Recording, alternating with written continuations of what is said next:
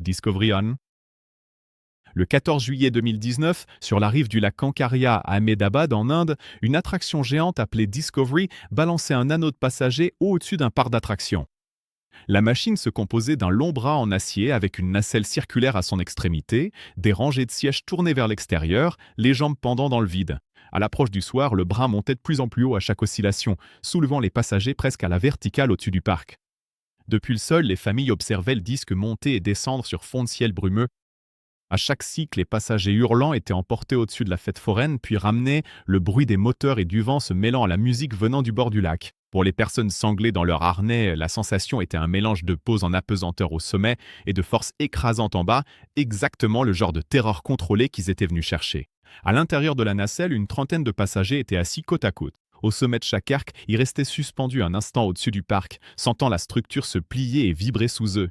Sur une machine correctement entretenue, ce mouvement subtil faisait partie de la conception. Ce soir-là, la machine a rencontré un problème croissant à l'intérieur de l'arbre principal de l'attraction, une faiblesse que les visiteurs ne pouvaient jamais voir. Alors que le bras propulsait la nacelle dans une nouvelle ascension, une pièce essentielle de l'ensemble central a cédé. Des témoins ont ensuite décrit un bruit sec de craquement alors que le bras a violemment basculé sur le côté. Au lieu de terminer une oscillation fluide, la nacelle a percuté une partie de la structure de soutien, le métal se déchirant alors que la connexion cédait. La section circulaire accueillant les passagers s'est détachée et a plongé vers le sol, toujours remplie de passagers qui n'avaient aucun moyen de bouger ou de se protéger. La nacelle a heurté le sol avec une force catastrophique, projetant des débris et soulevant un nuage de poussière. 2 jeunes adultes ont été tués presque sur le coup et près de 30 autres ont été blessés, certains étant restés coincés dans des sièges tordus jusqu'à ce que les secours les libèrent. Des vidéos de l'effondrement se sont répandues en ligne en quelques heures. Les enquêteurs se sont demandé comment un composant aussi essentiel avait pu céder lors d'un fonctionnement normal et si les inspections avaient bien été réalisées comme exigé. L'attraction a été démontée, ne laissant que des plots en béton là où le bras oscillant décrivait autrefois de lents arcs au-dessus du lac Kankaria. Indiana Log, Taeyog. Le 23 octobre 2007, au Siam Park City, en périphérie de Bangkok, une mère de 35 ans et sa jeune fille sont montées dans un bateau en fibre de verre sur l'attraction Indiana Log. L'après-midi était chaude et humide. Depuis la gare d'embarquement, elle pouvait voir d'autres bûches gravir la montée, dévaler la dernière pente et éclabousser dans des gerbes d'eau. Cela semblait être l'attraction familiale idéale, une occasion rapide de se rafraîchir avant de passer à l'attraction suivante. Elles se sont installées l'une derrière l'autre, tandis que la chaîne attrapait leur bûche et commençait à la tirer en montée entre des rochers peints et des rails métalliques. Sous elle, le canal d'eau étroit serpentait autour de la base de la descente, conçu de façon à ce que chaque bateau, en touchant le bassin, glisse sur une surface lisse pour dissiper l'énergie et projeter de l'eau.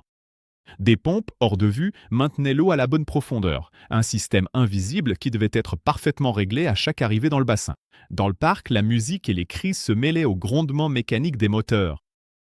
Quelque part dans ce système, un problème d'alimentation et de pompe commença à faire baisser le niveau d'eau dans la dernière section de la descente.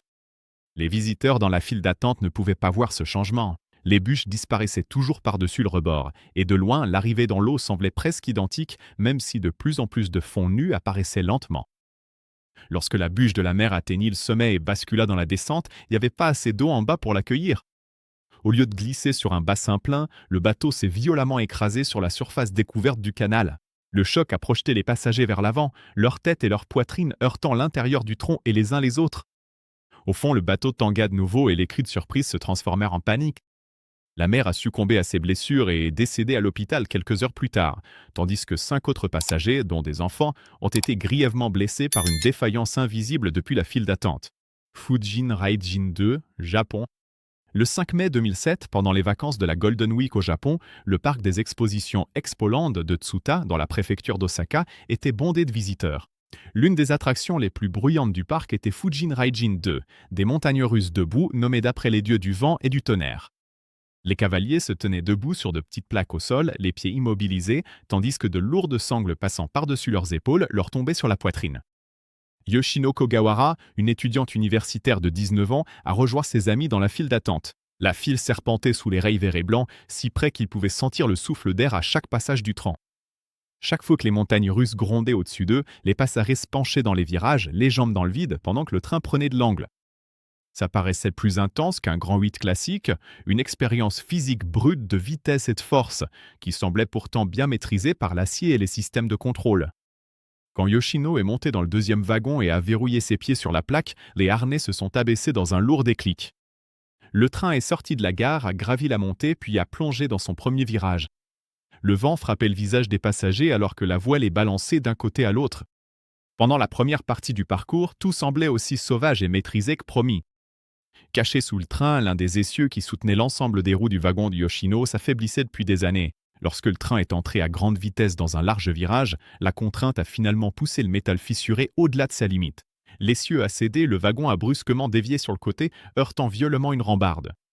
Les passagers ont senti le plancher tressauter sous leurs pieds, alors que le wagon déraillé se tordait et que la structure éventrait le flanc du train. Yoshino a été mortellement touché et 19 autres personnes ont été blessées par le choc et l'arrêt brutal. Les inspecteurs ont par la suite découvert des fissures sur d'autres essieux et des documents indiquant la durée de service des pièces usées.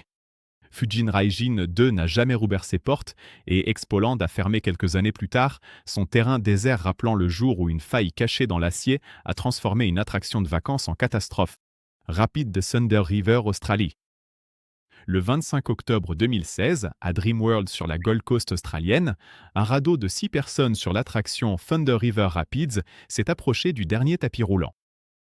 À bord se trouvaient 2 familles, dont les sœurs Kate Goodchild et Cindy Lowe, le frère de Kate, Luke Dorset, son compagnon Roosberg Ahagi, ainsi que 2 jeunes enfants installés près du centre. L'attraction était présentée comme une aventure douce en eau vive, une façon de rebondir sur des rapides artificiels sans les risques d'une attraction à sensation forte. Thunder River Rapids utilisait de puissantes pompes pour faire circuler une eau brune et agitée autour d'un canal ovale. Les radeaux flottaient sur des rouleaux et des tapis roulants dissimulés, tandis que les opérateurs surveillaient depuis une cabine de contrôle surélevée. Les visiteurs montaient dans des bateaux en caoutchouc décoloré, attachés de simples ceintures de sécurité, et faisaient confiance au fait que la machinerie sous la surface faisait son travail.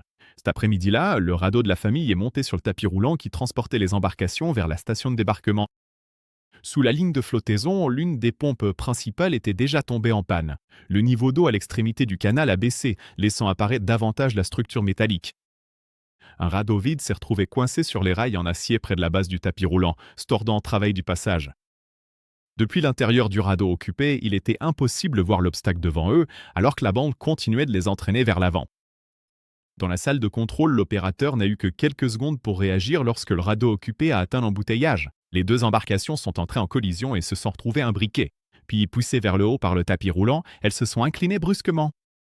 Dans la confusion, 2 des adultes ont été projetés hors du radeau dans la machinerie exposée, et 2 autres ont été entraînés entre l'embarcation et la structure en acier avant que le convoyeur ne s'arrête enfin. 4 adultes sont décédés des suites de leurs blessures par écrasement. Les 2 enfants sont restés agrippés au bord supérieur du radeau jusqu'à ce qu'un client présent à proximité se précipite et les mette en sécurité. L'enquête qui a suivi a révélé des années de négligence en matière d'entretien, des systèmes obsolètes et une formation qui n'avait pas préparé le personnel à une telle défaillance. Le site de Thunder River Rapids a été démoli et un mémorial se dresse désormais près de l'endroit où les eaux sombres transportaient autrefois des radeaux sous le ciel lumineux du Queensland. Mindbender Canada. Le 14 juin 1986, à l'intérieur du West Edmonton Mall en Alberta au Canada, les montagneux russes Mindbender ont envoyé un autre train jaune grimper vers le plafond de Galaxyland. En contrebas, les clients déambulaient sous des verrières et des enseignes lumineuses, tandis que la voie ferrée sinueuse s'enroulait autour de piliers en béton. Dans le 4e wagon, 4 amis ont abaissé leur barre de sécurité, continuant à parler malgré la musique, tandis que le train s'engageait sur la rampe d'accès et s'éloignait du bruit du centre commercial. Le Mindbender était présenté comme les montagnes russes intérieures les plus hautes du monde, une machine à triple looping entièrement installée à l'intérieur du centre commercial. Depuis la fête foraine, on pouvait voir le train rugir à travers 3 loopings verticaux et sentir le sol vibrer à son passage. Pour la plupart des visiteurs, cela semblait brutal mais maîtrisé, une explosion de vitesse et de puissance qui avait déjà transporté des milliers de passagers en toute sécurité à travers le même enchaînement de descente et d'inversion. Ce soir-là, rien dans la gare ne laissait présager que quoi que ce soit serait différent pour ce train. Lorsque le train a franchi la première bosse et s'est élancé dans la première descente, tout semblait normal. Les passagers étaient plaqués dans leur siège par les premiers et deuxièmes loopings, les épaules pressées contre les harnais. À l'approche du 3e looping, les personnes en bas ont commencé à remarquer quelque chose d'anormal. La dernière voiture tremblait bien plus que le reste du train, oscillant latéralement d'une manière qui ne correspondait pas au rythme des rails. À l'abri des regards, une partie de son assemblage de roues avait déjà commencé à céder. Lorsque le train a abordé un virage relevé, la structure affaiblie a lâché. La dernière voiture a fait une embardée, a violemment heurté un support et les harnais se sont ouverts sous la force soudaine. 4 passagers ont été éjectés du train sur le béton en contrebas, tandis que les autres voitures restaient bloquées, tordues dans la structure métallique. 3 passagers sont morts de leurs blessures. Les enquêteurs ont ensuite découvert des boulons manquants, des fissures dans des pièces cruciales, ainsi qu'un entretien qui n'avait pas suivi le rythme du stress causé par l'exploitation quotidienne, laissant le Mindbender à jamais lié à la nuit où sa dernière voiture s'est détachée et n'a jamais terminé la boucle.